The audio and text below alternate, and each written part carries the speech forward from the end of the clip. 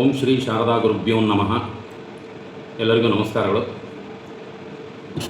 ಎಲ್ಲ ವಿದ್ಯಾರ್ಥಿ ಪೋಷಕ ಬಂಧುಗಳಿಗೆ ನಮಸ್ತೆಗಳನ್ನು ತಿಳಿಸುತ್ತಾ ಈ ಒಂದು ವಿಡಿಯೋ ಮೂಲಕ ತಮಗೆ ತಮ್ಮ ಅರಿವಿನ ಬಗ್ಗೆ, ತಮ್ಮ ಜವಾಬ್ದಾರಿ ಹೇಗಿದೆ ಅನ್ನೋದ್ರ ಬಗ್ಗೆ ಹೇಳಲಿಕ್ಕೆ ಇಷ್ಟಪಡ್ತೀನಿ. ಎಲ್ಲ ಪೋಷಕ ಬಂಧುಗಳೇ, ನಾವು ವರ್ಷ ಪೂರ್ತಿ ಕೆಲಸದಲ್ಲೇ ಮಗ್ನರಾಗಿರ್ತೀವಿ.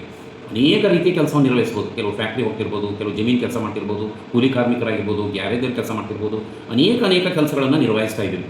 ವರ್ಷ ಪೂರ್ತಿ ಕೆಲಸ ನಿರ್ವಹಿಸೋದೇ ಆಗುತ್ತೆ.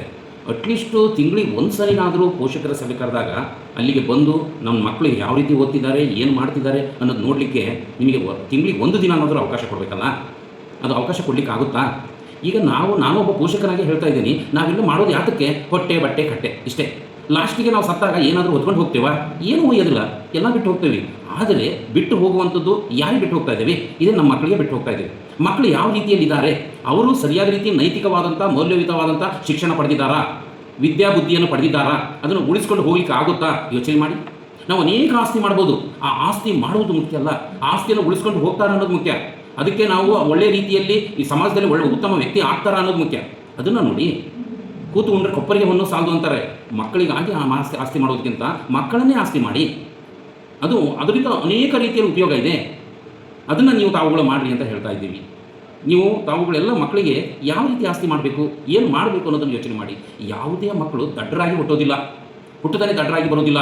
ಅಲ್ಲಿನ ಎನ್ವಿರಾನ್ಮೆಂಟು, ಎಜುಕೇಷನು, ಪರಿಸರ, ಅದರಿಂದ ಅವರಿಗೆ ಕಲಿಕೆಯಲ್ಲಿ ಸ್ವಲ್ಪ ಹಿನ್ನಡೆಯಾಗಿರ್ತದೆ ಹೊರತು ದಡ್ಡರಾಗಿ ಯಾರೂ ಹುಟ್ಟೋದಿಲ್ಲ. ಯೋಚನೆ ಮಾಡಿ. ನಾವುಗಳು ಅವರಿಗೆ ಒಳ್ಳೆಯ ರೀತಿಯಲ್ಲಿ ಶಿಕ್ಷಣ ಕೊಡಬೇಕು, ಭರವಸೆ ನೀಡಬೇಕು. ಯಾವ ರೀತಿ ಶಿಕ್ಷಣ ಕೊಡಬೇಕು ಅನ್ನೋದು ಯೋಚನೆ ಮಾಡಿ. ಒಂದು ಉದಾಹರಣೆ ಕೊಡ್ತೀನಿ. ಒಂದು ದೇವಸ್ಥಾನ ಕಟ್ಟಿರ್ತಾರೆ. ಆ ದೇವಸ್ಥಾನಕ್ಕೆ ಗರ್ಭಗುಡಿಯಲ್ಲಿ ಒಂದು ಮೂರ್ತಿಯನ್ನು ಮಾಡಬೇಕಾಗಿರುತ್ತೆ. ಮೂರ್ತಿಯನ್ನು ಮಾಡಬೇಕಾದ್ರೆ ಆ ಒಂದು ಶಿಲ್ಪಿಗೆ ಒಂದು ಬಂಡೆಯನ್ನು ಕೊಡ್ತಾರೆ. ಬಂಡೆ ಕೊಟ್ಟಾಗ ಅವನು ಎಲ್ಲ ಚಾಣ ಮತ್ತು ಸುತಿಗೆ ತಗೊಂಡು ಹೊಡಲಿಕ್ಕೆ ಶುರು ಮಾಡ್ತಾನೆ. ಶುರು ಮಾಡಿದಾಗ ಅವನು ಒಂದು 5 ತಿಂಗಳಿಗೆ ನಾನು ಮೂರ್ತಿ ರೆಡಿ ಮಾಡಿ ಕೊಡ್ತೀನಿ, ಗರ್ಭಗುಡಿಯ ಒಂದು ದೇವರ ಮೂರ್ತಿಯನ್ನು ಅಂತ ಹೇಳಿರ್ತಾನೆ. ಅವನು 1 ತಿಂಗಳು ಕೆಲಸ ಮಾಡ್ತಾನೆ. ಮಾಡಲಿಕ್ಕೆ ಹೋದಾಗ, ಕಟ್ಟಲಿಕ್ಕೆ ಶುರು ಮಾಡಿದಾಗ ಅವನಿಗೆ ಕೈ ಮತ್ತು ಕಾಲು ಮಾಡಲಿಕ್ಕೆ ಹೋಗ್ತಾನೆ, ಇಡೀ ದೊಡ್ಡ ದೊಡ್ಡ ಕಲ್ಲುಗಳೇ ಹಾರಿ ಹೋಗಿಬಿಡ್ತವೆ. ಕೈ ಮಾಡಲಿಕ್ಕೆ ಹೋಗ್ತಾನೆ, ಕೈಯೇ ಹಾರಿಬಿಡ್ತದೆ. ಕಾಲು ಮಾಡಲಿಕ್ಕೆ ಹೋಗ್ತಾನೆ, ಕಾಲೇ ಹಾರಿಬಿಡ್ತದೆ. ಆ ರೀತಿ ಬಂಡೆ ಸ್ಪಂದಿಸೋದಿಲ್ಲ ಅವನಿಗೆ. ಆಗ ಅದನ್ನು ಏನು ಮಾಡ್ತಾನೆ, ಇದರಿಂದ ಆಗೋದಿಲ್ಲ ಅಂತ ಹೇಳಿ ಅದನ್ನು ಹಾಸುಗಲ್ಲಾಗಿ ದೇವಸ್ಥಾನದಿಂದ ಇರ್ತಾನೆ. ಇನ್ನೊಂದು 2ನೇ ಬಂಡೆ ಕೊಡ್ತಾರೆ. ಅದಕ್ಕೂ 5 ತಿಂಗಳೇ ತೊಗೊಂಡಿರ್ತಾರೆ. ಒಂದು 3 ತಿಂಗಳು ಕೆಲಸ ಮಾಡ್ತಾನೆ, ಕೈ ಕಾಲು ಎಲ್ಲ ಮಾಡಿರ್ತಾನೆ. ತಲೆ ಮಾಡುವಾಗ ತಲೆನೇ ಹಾರಿ ಹೋಗ್ಬಿಡ್ತಾರೆ, ಅದಕ್ಕೆ ಸ್ಪಂದಿಸೋದಿಲ್ಲ. 3 ತಿಂಗಳು ಕೆಲಸ ಮಾಡಿರ್ತಾನೆ, 2 ತಿಂಗಳು ಸ್ಪಂದಿಸೋದಿಲ್ಲ ಆ ಬಂಡೆ ಅವನಿಗೆ. ಆಗ ಏನು ಮಾಡಿಬಿಡ್ತಾನೆ, ಇದು ಮುಕ್ಕಾಲು ಭಾಗ ಆಗಿಬಿಟ್ಟಿದೆ ಅಂದು ಅದೇ ಗರ್ಭಗುಡಿಯ ಮೂಲೆಯಲ್ಲಿ ಇಡ್ತಾನೆ ಕಾಯಿ ಹೊಡಲಿಕ್ಕೆ.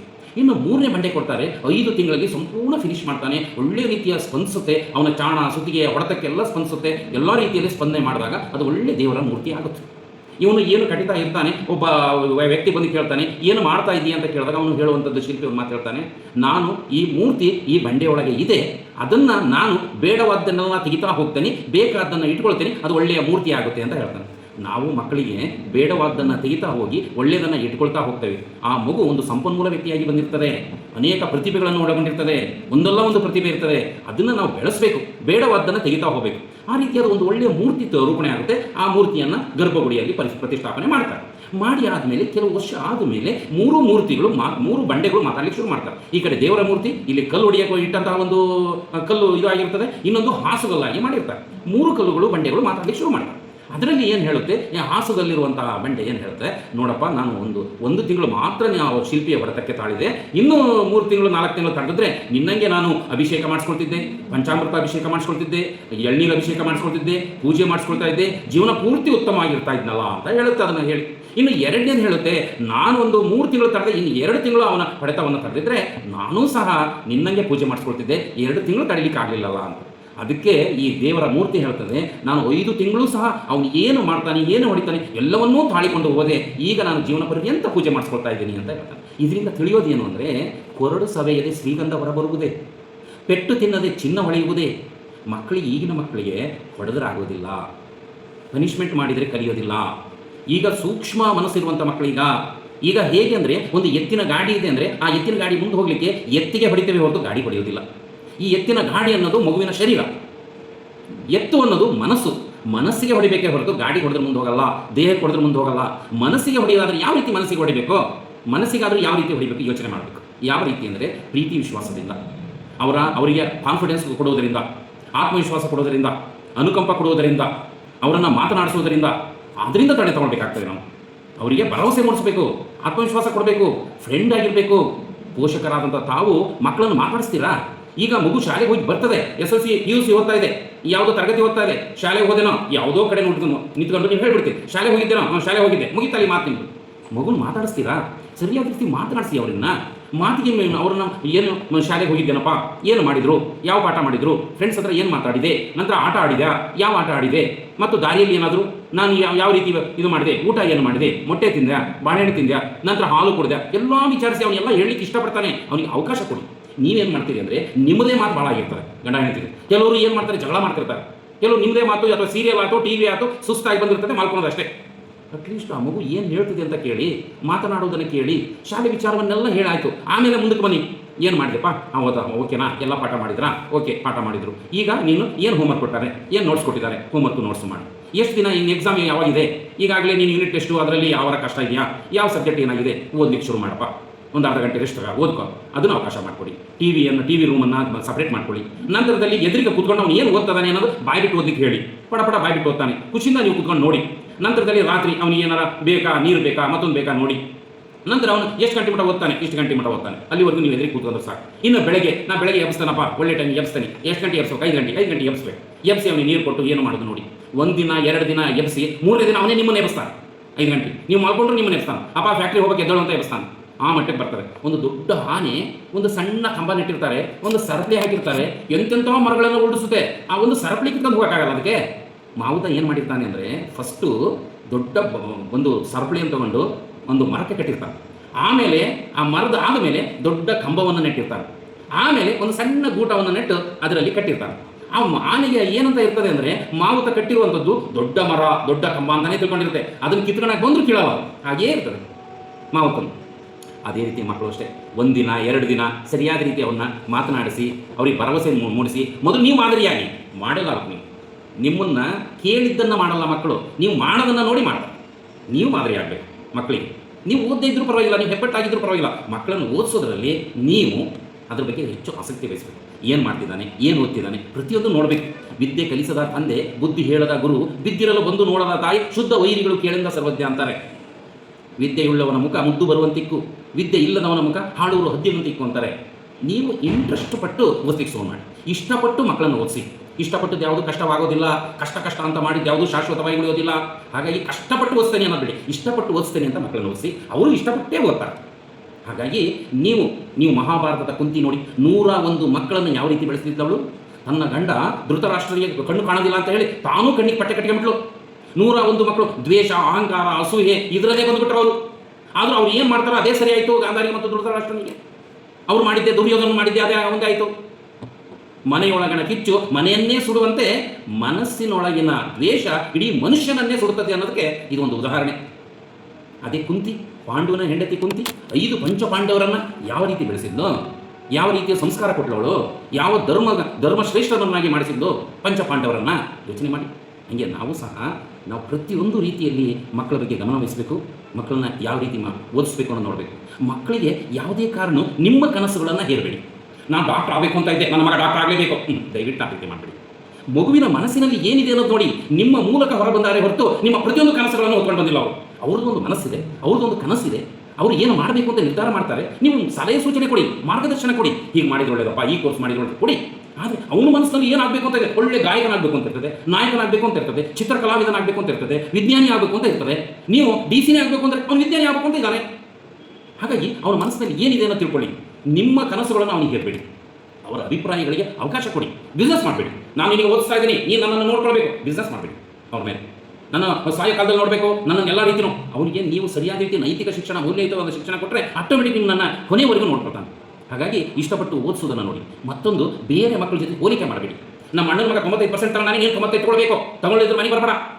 SSLCಯಲ್ಲಿ 95 ತೊಗೊಳ್ಳಲ್ಲ, ಅವನು 90 ಬಂದ್ಬಿಡ್ತು ಮಿಸ್ ಆಗಿ, ಅವನ ಮನೆಗೆ ಬರಬಾರ್ದು. ಹಂಗಾರೆ ಸೂಸೈಡ್ ಮಾಡ್ಕೊಂಡ್ಬರ್ತಾವ ಅವನು. ಯೋಚನೆ ಮಾಡಿ, 5 ಬೆರಳು ಒಂದು ಸಮನಾಗಿಲ್ಲ. ನಿಮ್ಮ ಮಗ 95 ಅಲ್ಲ 98 ತೊಗೊಬೋದಲ್ಲ, ಔಟ್ ಆಫ್ 4 ತೊಗೊಬೋದು ಅವನು. ಯಾವ ನಿಮ್ಮ ಅಣ್ಣನ ಮಗನಿಗೆ 95 ತೊಗೊಂಡಾನೆ ಅಂದರೆ ಮ್ಯಾಥ್ಸ್ ಕಷ್ಟ ಇದೆ, ಉಳಿದವೆಲ್ಲ ಚೆನ್ನಾಗಿದೆ. ಆದರೆ ನಿಮ್ಮ ಮಗನಿಗೆ ಮ್ಯಾಥ್ಸ್ ಚೆನ್ನಾಗಿದೆ. 5 ಬೆರಳು ಸಮನಾಗಿರೋದಿಲ್ಲ ತಿಳ್ಕೊಳ್ಳಿ. ನಿಮ್ಮ ಮಗ ಇನ್ನೂ ಸಹ ಉತ್ತಮ ಆಗಿರ್ಬೋದು, ಹಾಗಾಗಿ ಅವನು ಚೆನ್ನಾಗಿ ಮಾರ್ಕ್ಸ್ ತೆಗಿಬೋದಲ್ಲ. ಯೋಚನೆ ಮಾಡಿ. ಬೇರೆಯವ್ರ ಜೊತೆಗೆ ಯಾವುದೇ ಕಾರಣಕ್ಕೂ ಹೋಲಿಕೆ ಮಾಡಬೇಡಿ. ಆ ರೀತಿಯಲ್ಲಿ ತಾವುಗಳು ಸೋಲಿಗೆ 1000 ನೆಪ ಇರ್ತವೆ, ಗೆಲುವಿಗೆ ಒಂದೇ ಪ್ರಯತ್ನ ಮಾಡಿದರೆ ಎಲ್ಲ ಆಗ್ತದೆ. ಆ ರೀತಿಯಲ್ಲಿ ನೀವು ಪ್ರಯತ್ನ ಮಾಡಿಸ್ತೀರಿ ಅಂತ ಹೇಳೋದು. ಬದುಕು ಅನ್ನೋದನ್ನು ಬದುಕಲಿಕ್ಕೆ ಉತ್ತಮವಾಗಿ ಬಾಳಲಿಕ್ಕೆ ಇದೆ ಹೊರತು ಬಾಳಲು ಅಲ್ಲ. ಒಂದು ಸಾಧನೆ ಮಾಡಲಿಕ್ಕೆ ಇದೆ ಹೊರತು ಸವೆಸಲು ಅಲ್ಲ. ಸಂತೋಷ ಪಡಲಿಕ್ಕೆ ಇದೆ ಹೊರತು ಬದುಕು ಸಂಕಟ ಪಡಲಿಕ್ಕಲ್ಲ. ಅದನ್ನು ಯೋಚನೆ ಮಾಡಿ. ಮಕ್ಕಳಿಗೆ ಏನು ಬೇಕು ಅನ್ನೋದು ನೋಡಿ, ಅವರಿಗೆ ಯಾವ ರೀತಿಯಲ್ಲಿ ಮಾಡಬೇಕು ಅನ್ನೋದು ನೋಡಿ, ಅವರನ್ನು ಉತ್ತಮ ರೀತಿಯಲ್ಲಿ ಶಿಕ್ಷಣ ಕೊಡಲಿಕ್ಕೆ ಏನು ಬೇಕು ಅನ್ನೋದು ನೋಡಿ, ಮಕ್ಕಳ ಬಗ್ಗೆ ಗಮನ ಕೊಡಿ. ಮಾತನಾಡಿಸಿದಾಗ ನಿಮ್ಮದು ಆತ್ಮೀಯತೆ ಹೆಚ್ಚು ಬೆಳೀತದೆ. ಮಗು ಮತ್ತು ನಿಮ್ಮ ಆತ್ಮೀಯತೆ ಹೆಚ್ಚಾಗ್ತದೆ, ವಿಶ್ವಾಸ ಹೆಚ್ಚಾಗ್ತದೆ. ಆ ಮೂಲಕ ಮಕ್ಕಳಿಗೆ ಹೆಚ್ಚು ಓದಿಸಲಿಕ್ಕೆ ಅವಕಾಶ ಕೊಡಿ. ನಿಮ್ಮ ಮಕ್ಕಳನ್ನು ನಿಮ್ಮ ಜೊತೆಗೆ ಇಟ್ಕೊಂಡಿದ್ದೀರಿ, ನಿಮ್ಮ ಅದೃಷ್ಟ. ಎಷ್ಟೋ ಜನರು, ನಾನು ಮೊರಾರ್ಜಿ ಮತ್ತು ನವೋದಯಕ್ಕೆ ನಾನು ವಿರೋಧ ಹೇಳೋದಿಲ್ಲ, ಆದರೆ 10ನೇ ತರಗತಿಯವರೆಗೂ ಮಕ್ಕಳು ತಂದೆ ತಾಯಿ ಜೊತೆಗಿದ್ದರೆ ಪ್ರೀತಿ ವಿಶ್ವಾಸ ಅಂದರೆ ಏನು, ತಂದೆ ತಾಯಿ ಅಕ್ಕ ಅಣ್ಣ ತಮ್ಮ ಚಿಕ್ಕಪ್ಪ ದೊಡ್ಡಪ್ಪ ಜಂಟಿ ಒಂಥರ ಆತ್ಮೀಯತೆ ಸೆಂಟಿಮೆಂಟ್ ಅನ್ನೋದು ಎಲ್ಲ ಗೊತ್ತಾಗ್ತದೆ ಮಕ್ಕಳಿಗೆ. ಆದರೆ 6ನೇ ತರಗತಿಗೆ ಮಕ್ಕಳನ್ನು ಹಾಸ್ಟೆಲ್ಗೆ ಹಾಕಿಬಿಡ್ತೀವಿ ನಾವು, ನವೋದಯ ಮೊರಾರ್ಜಿ ಹಾಕಿಬಿಡ್ತೀವಿ. ಅಲ್ಲಿ ಅದೇ ಹಾಸ್ಟೆಲು, ಅದೇ ಮಂಚ, ಅದೇ ಕ್ಲಾಸ್ ರೂಮು, ಅದೇ ಮೇಷ್ಟ್ರು, ಅದೇ ಫ್ರೆಂಡು, ಬೇರೆ ಯಾರೂ ಇಲ್ಲ. ಇದೇ ರೀತಿ ಎಜುಕೇಷನ್ ನಡೀತದೆ. ನೀವೇನು ಮಾಡಿರ್ತೀರಿ? ನೋಡಪ್ಪ ನವೋದಯ ಸೇರಿಸಿ ನೀನು ಒಳ್ಳೆ ರೀತಿಯಲ್ಲಿ ಡಾಕ್ಟರ್ ಆಗಬೇಕು, ಶ್ರೀಮಂತರ ಮದುವೆ ಆಗಬೇಕು, ಕಾರ್ ತರಬೇಕು, ಬಂಗ್ಲೆ ತರಬೇಕು ಎಲ್ಲ ಹೇಳಿರ್ತೀರಿ. ಅವನು ಎಲ್ಲ ಮಾಡ್ತಾನೆ, ಅದೇ ರೀತಿ ಓದ್ತಾನೆ, ಎಲ್ಲ ಮಾಡ್ತಾನೆ, ಡಾಕ್ಟರ್ ಆಗ್ತಾನೆ, ಶ್ರೀಮಂತರ ಮದುವೆ ಆಗ್ತಾನೆ, ಒಳ್ಳೆ ಕಾರು ಬಂಗ್ಲೆ ತಗೊತಾನೆ. ಲಾಸ್ಟ್ ನಿಮ್ಮನ್ನು ವೃದ್ಧಾಶ್ರಮಕ್ಕೆ ಸೇರ್ತೀನಿ. ಅವಾಗ ಹೇಳ್ತಾನೆ ಅವನು, ಎಲ್ಲ ತಗೊಂಡಪ್ಪ ನೀ ಹೇಳಿದ್ದು, ಲಾಸ್ಟ್ ತಂದೆ ತಾಯಿ ಹೇಗೆ ನೋಡಿಕೊಳ್ಬೇಕು ಅನ್ನೋದೇನಾದ್ರು ಹೇಳ್ಕೊಟ್ಟಿದ್ಯಾ? ಅವ್ರ ಜೊತೆಗೆ ಇದ್ದ ನಾನು ಎಲ್ಲ ಹಾಸ್ಟೆಲ್ಗೆ ಬಿಟ್ಬಿಟ್ಟಿನಿ. ನಾನು 6ನೇ ತರಗತಿಯಿಂದ ಹಾಸ್ಟೆಲು. ನಾನು ಮನೇಲಿ ಹೇಗಿರಬೇಕು, ಮನೇಲಿ ಯಾರಿಗೆ ಅಪ್ಪ, ಯಾರಿಗೆ ಅಂಕಲ್ ಅನ್ಬೇಕು, ಯಾರಿಗೆ ಚಿಕ್ಕಪ್ಪ ಅನ್ಬೇಕು, ಯಾರಿಗೆ ದೊಡ್ಡಪ್ಪ ಅನ್ಬೇಕು, ಆತ್ಮೀಯತೆ ಹೇಗೆ ನಡ್ಕೊಳ್ಬೇಕು ಅಂತ ಹೇಳ್ಕೊಟ್ಟಿಲ್ಲ ನೀನು. ವೃದ್ಧಾಶ್ರಮ ಸೇರಿಸ್ತಾರೆ ಅವರಲ್ಲಿ. ಹೇಗಿದೆ ಕಾಲ ಅಂದರೆ, ಈಗ ಒಂದು ಉದಾಹರಣೆ ಹೇಳಬೇಕು ಅಂದರೆ, ತನ್ನ 2 ಗಂಡು ಮಕ್ಕಳು ದಂಪತಿಗಳಿಗೆ, ಅವರಿಬ್ಬರು ಏನು ಮಾಡಿಬಿಟ್ರು, ಒಬ್ಬನು ಒಳ್ಳೆ ಸಾಫ್ಟ್ವೇರ್ ಇಂಜಿನಿಯರ್ ಆದರು, ಒಬ್ಬ ಅಮೆರಿಕಾಗೆ ಹೋದ, ಒಬ್ಬನು ಇಂಗ್ಲೆಂಡ್ಗೆ ಹೊರಟ. ಇಬ್ಬರು ಅಲ್ಲಿ ಹೋಗಿ ಕೆಲಸ ಮಾಡ್ತಿದ್ದಾರೆ. ಅವ್ರ ತಾಯಿಗೆ ಫುಲ್ ಸೀರಿಯಸ್ ಆಗಿಬಿಡ್ತು. ಇವ್ರು ಏನು ಮಾಡಿಬಿಟ್ರು, ಅವ್ರು ಫೋನ್ ಮಾಡಿದ್ರು ದೊಡ್ಡ ಮಗನಿಗೆ, US ದಲ್ಲಿ ಅಮೆರಿಕದಲ್ಲಿರೋನಿಗೆ, ನೋಡಪ್ಪ ನಿಮ್ಮ ತಾಯಿಗೆ ಭಾಳ ಸೀರಿಯಸ್ ಆಗಿದೆ, ಬಂದು ಹೋಗಪ್ಪ ಅಂತ ಹೇಳಿ. ಅದಕ್ಕೆ ಅವನೇನು ಹೇಳ್ದ, ನಾನೇನು ಡಾಕ್ಟ್ರನಪ್ಪ ಬರಲಿಕ್ಕೆ, ನಾನು ದುಡ್ಡು ಕಳಿಸ್ತೀನಿ, ಡಾಕ್ಟರ್ ಹತ್ರ ತೋರಿಸು ಅಂತ ಹೇಳಿಬಿಟ್ಟು. ಹಾಗೆ ಹೇಳಿದ ಮೇಲೆ ಇನ್ನು ಕೆಲವೇ ದಿನದಲ್ಲಿ ತಾಯಿ ತೀರ್ಕೊಂಡ್ಬಿಟ್ಟು. ತಾಯಿ ಮರಣ ಹೊಂದಿದ ಮೇಲೆ ಆ ವಾರ್ತೆಯನ್ನು ಫೋನ್ ಮಾಡಿ ಹೇಳ್ದ, ದೊಡ್ಡ ಮಗನಿಗೆ ಹೇಳಿದ, ನೋಡಪ್ಪ ಈಗ ನಿಮ್ಮ ತಾಯಿ ತೀರ್ಕೊಂಡ್ಬಿಟ್ಲು, ಬಂದು ಹೋಗಪ್ಪ ಶವ ಸಂಸ್ಕಾರಕ್ಕೆ. ಇಲ್ಲ ನನಗೆ ಭಾಳ ಬ್ಯುಸಿ ಇದ್ದೀನಿ, ಬರಲಿಕ್ಕಾಗೋದಿಲ್ಲ, ನೀವು ಏನು ಶವ ಸಂಸ್ಕಾರವನ್ನು ಮಾಡ್ತೀರಿ ಅದಷ್ಟನ್ನು ವಿಡಿಯೋ ಮಾಡಿ ನನಗೆ ಕಳಿಸು ಅಂತ ಹೇಳ್ತಾನೆ. ಮತ್ತೊಂದು ಮುಂದುವರೆದು ಮಾತು ಹೇಳ್ತಾನೆ, ತಮ್ಮ ಇಂಗ್ಲೆಂಡಲ್ಲಿ ಅದಾನಲ್ಲ, ತಾಯಿ ಏನಾರ ಸತ್ರ ನೀನು ಹೋಗಬೇಕು, ತಂದೆ ಸತ್ರ ನಾನು ಹೋಗಬೇಕು ಅಂತ ಮಾತಾಗಿದೆ, ನನ್ನ ತಮ್ಮನಿಗೆ ಫೋನ್ ಮಾಡು ಅಂತಾನೆ ಹೇಳ್ಬಿಡ್ತಾನೆ. ತಂದೆಗೆ ಭಾಳ ಬೇಜಾರಾಗಿಬಿಡ್ತಾನೆ. ಆಗ ಅವ್ರು ಏನು ಮಾಡ್ತಾರೆ, ಒಂದು ತನ್ನ ಫ್ರೆಂಡ್ ಕರೆದು ನಾನು 2 ಮಕ್ಕಳಿಗೆ ಫೋನ್ ಮಾಡಪ್ಪ ಅಂತ ಹೇಳಿಕೊಟ್ಟು ರೂಮ್ ಒಳಗೆ ಹೋಗಿ ಬಾಗಿಲಕ್ಕೆಂಡು ಸೂಸೈಡ್ ಮಾಡ್ಕೊತಾರೆ. ಈಗ ಇಬ್ಬರು ಸತ್ತಂಗಾತಲ್ಲ, ಇಬ್ಬರು ಬರ್ತಾರೆ ಒಂದೇ ಸಾರಿ. ಎಂಥ ವಿಪರ್ಯಾಸ ನೋಡಿ.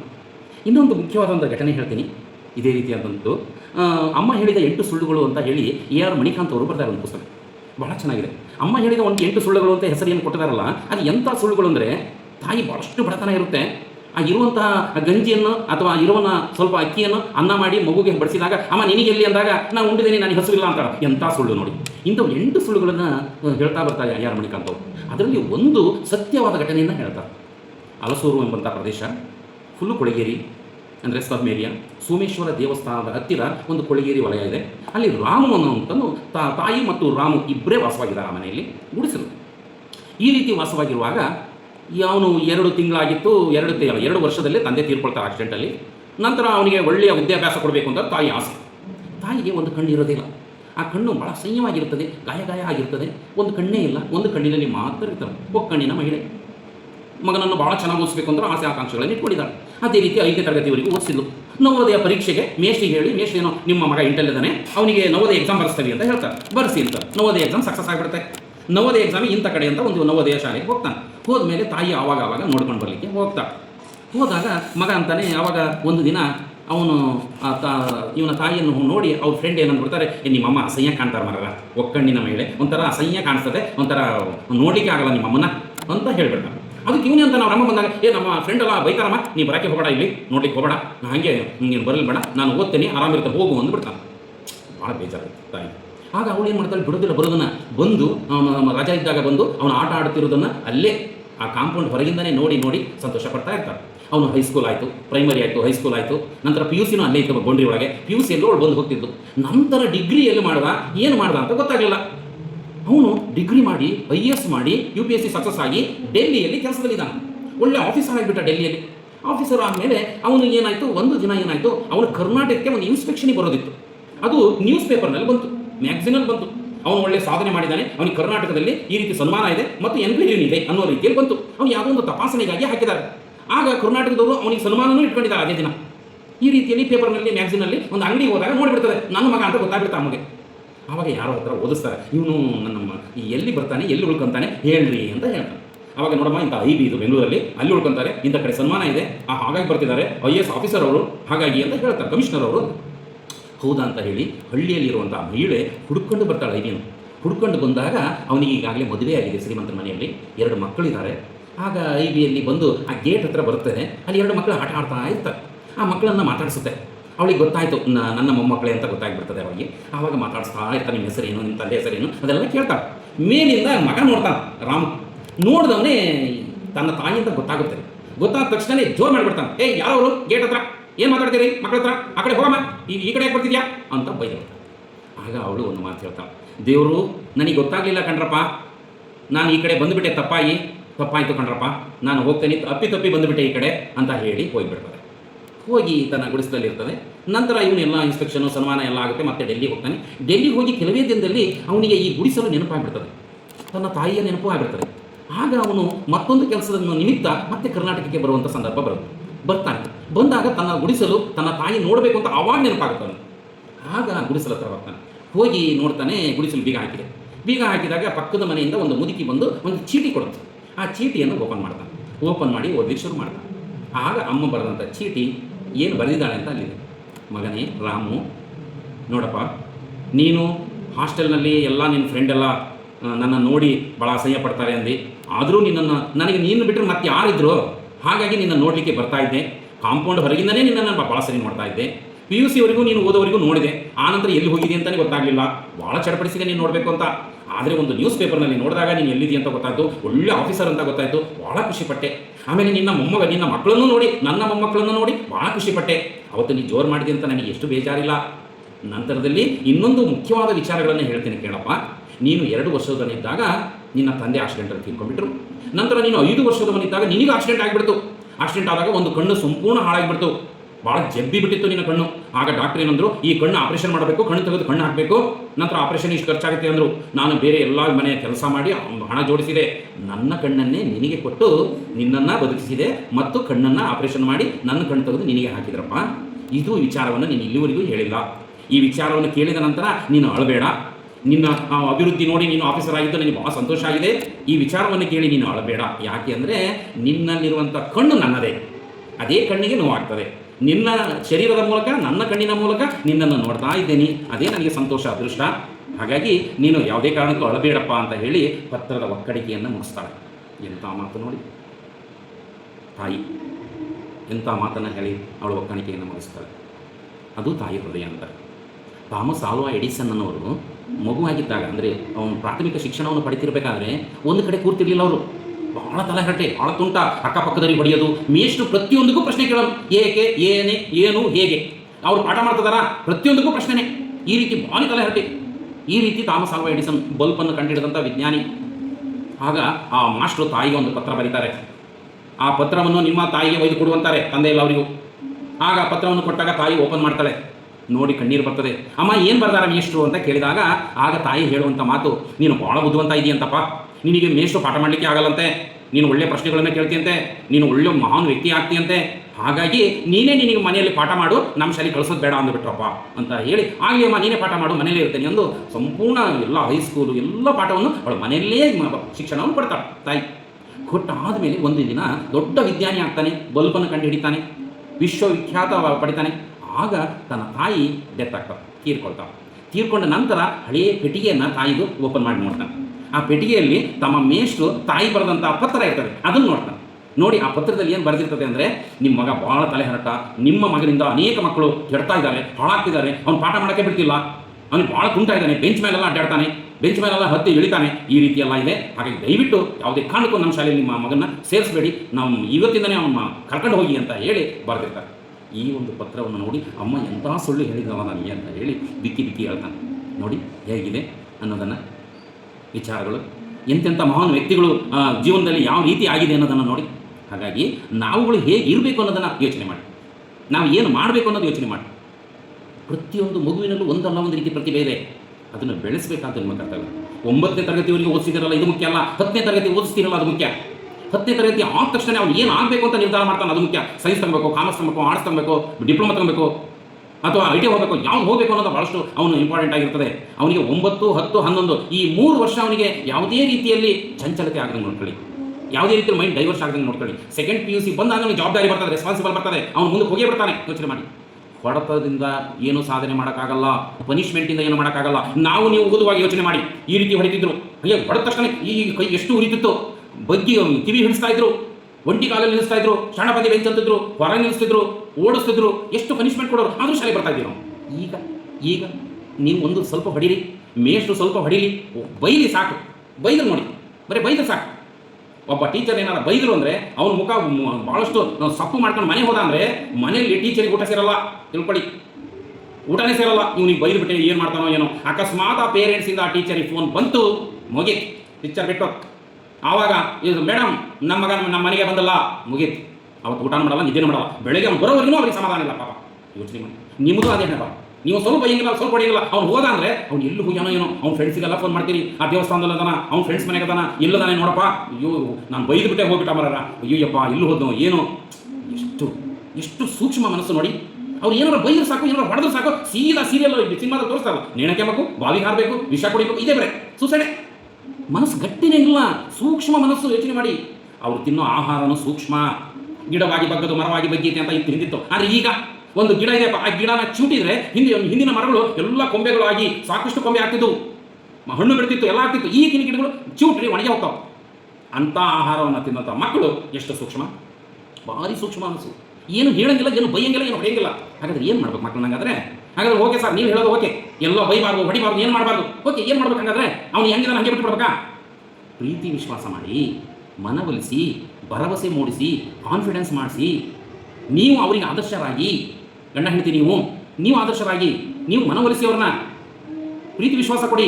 ಹಂಗಲ್ಲ ಹಿಂಗಪ್ಪ, ಹಿಂಗಪ್ಪ, ನೀವು ಎಷ್ಟು ದಿನ ಎಕ್ಸಾಮ್ ಇದೆಯಪ್ಪ, ಬಾ ಓದೋಣ, ಬಾ ಓದಿಸ್ತೇನೆ, ಬಾ, ಇವೆಲ್ಲ ಹೇಳಿ.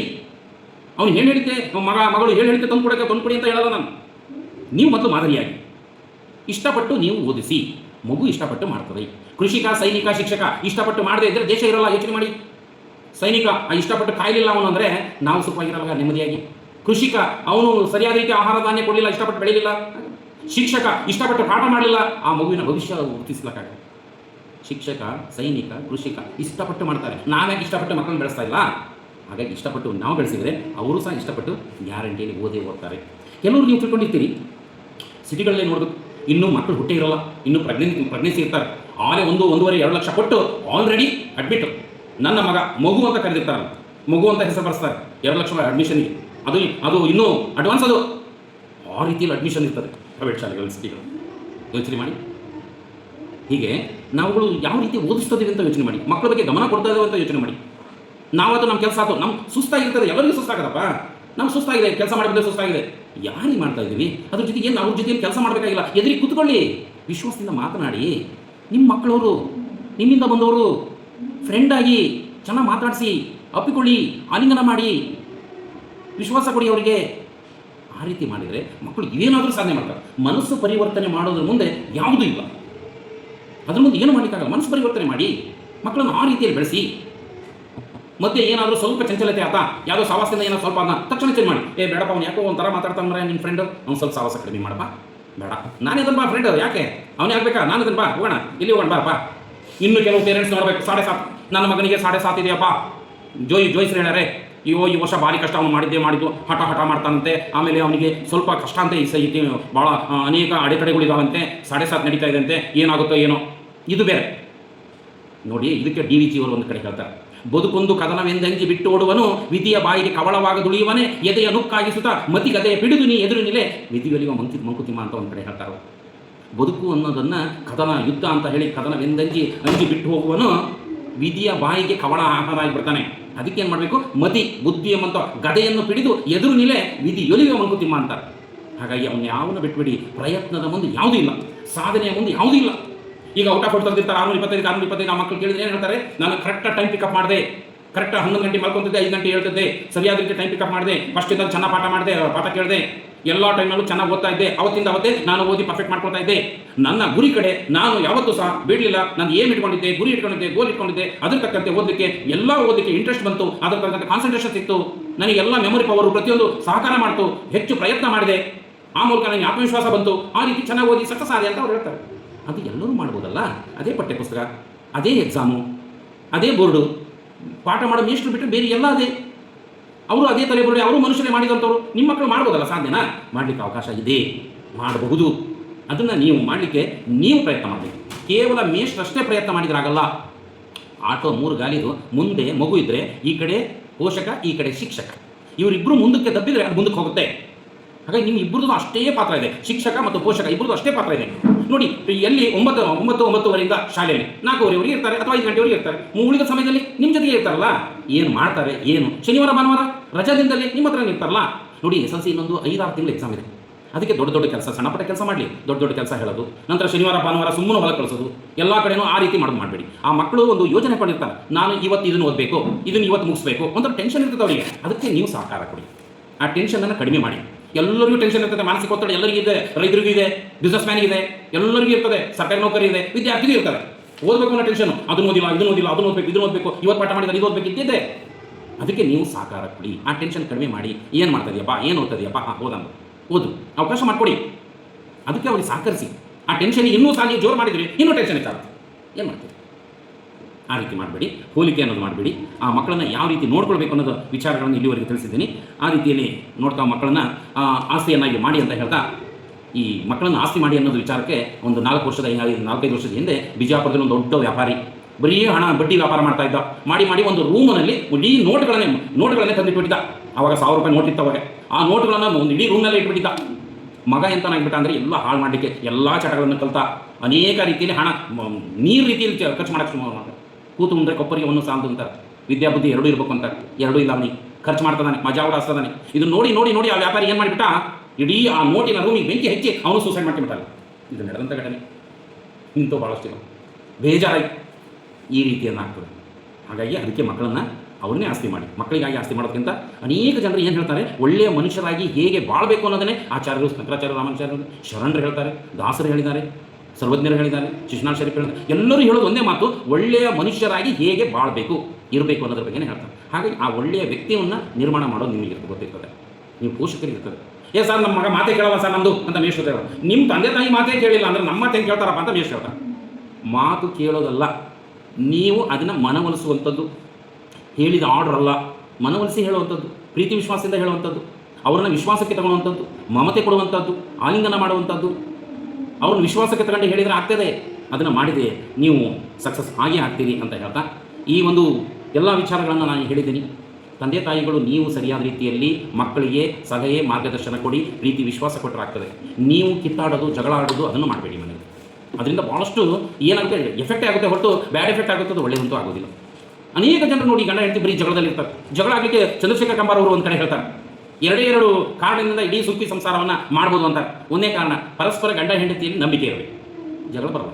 ಇನ್ನೊಂದು ಹೇಳ್ತಾರೆ, ಪರಸ್ಪರ ಅಭಿಪ್ರಾಯಗಳಿಗೆ ಅವಕಾಶ ಕೊಡಬೇಕು ಅಂತ. ಈ ಗಂಡನ ಅಭಿಪ್ರಾಯಗಳಿಗೆ ಹೆಂಡತಿ ಅವಕಾಶ ಕೊಡಬೇಕು, ಇವರ ಅಭಿಪ್ರಾಯಕ್ಕೆ ಇವರು ಅವಕಾಶ ಕೊಡಬೇಕು. ಇದು 2ನೇ ಕಾರಣ. ಒಂದು ಪರಸ್ಪರ ನಂಬಿಕೆ. ಈ 2 ಅಂಶಗಳಿದ್ದರೆ ಇಡೀ ಗಂಡ ಹೆಂಡತಿ ಜಗಳನೇ ಬರೋದಿಲ್ಲ ಅಂತ. ಆ ರೀತಿ ಮಾಡ್ಕೊಬೋದಾ ನೀವು ಜೀವನದಲ್ಲಿ? ಅನಾವಶ್ಯಕವಾಗಿ ಯಾಕೆ ಜಗಳ ಮಾಡೋದು?